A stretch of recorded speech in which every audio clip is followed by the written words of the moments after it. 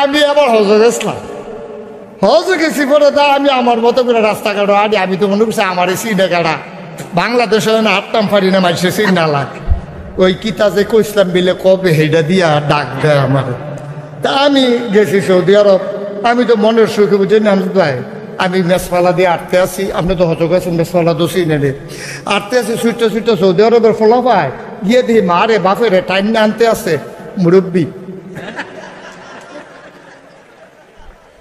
আমি কিছু বেড়া তোরার জ্বালায় বাংলাদেশে তো সৌদি আরব আইয়া পড়লাম, তোরা ফিট ছাড়চ্ছা, তোরা ছুটতে ছুটতে সৌদি আরবের বলা মুরব্বী মুরব্বী। বেড়া কবে কি তা কইসলাম, তোরা আমার তেজপাতা বানাইলেই স্যার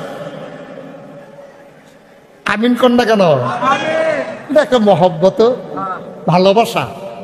আমি চিন্তা করছি আমি তো সারা জীবন থাকতাম না, আমি তো একদিন মইরা জিগা, এই যে মইরা জিগা আমার যে মানুষ এত মহব্বত করলো সৌদি আরবের ছুটটা ছুটটা বেড়াই আব্বা আম্মারে ডাক দেয়া দেখায়। আমার তো কিছু দায়িত্ব সমাজটাত আছে, কি তা করতাম মাঝে মাঝে খুব পেরেশানি করি।